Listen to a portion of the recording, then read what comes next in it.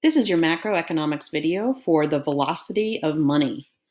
So velocity of money literally means the rate at which money is exchanged from person to person in the economy, or basically how quickly we're spending money.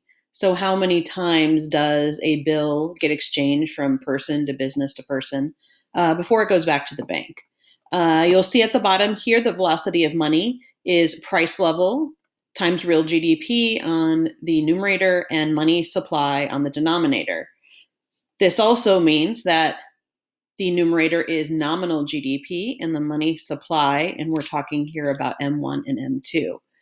Now, most of the time, velocity is constant. It can change and go up or go down. But if velocity is constant, then the AP test can have you solve for things like price level, GDP, or the money supply.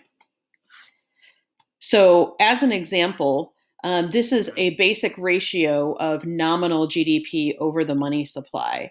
And typically, if we have a really good economy, that means people are spending money and they're going out there and giving money to businesses who are paying workers. That's the circular flow. But in a recession, people start to save money or spend it less, and therefore velocity goes down.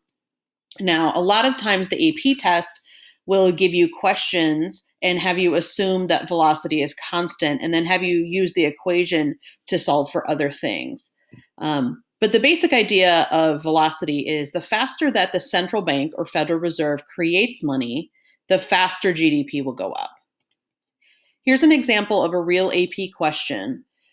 Given a constant velocity of money, in the short run, a 5% increase in money supply will translate to a 5% increase in what? Pause the video and go ahead and see if you can solve it. So let's go over the answer here. Hopefully you put C. The answer C is nominal gross domestic product. If velocity is constant and they're going to increase the money supply, then that means that nominal GDP, which is the numerator in this case, also has to go up by 5%. Here's another example. If the velocity of money is constant and the aggregate supply curve is vertical, meaning long-run supply, doubling of the money supply would most likely result in the doubling of which of these? Pause the video and check it out. All right, so hopefully you answered here, C, the price level. If we're using the vertical supply line, then remember, as demand increases, the only thing that can change is an increase in price level.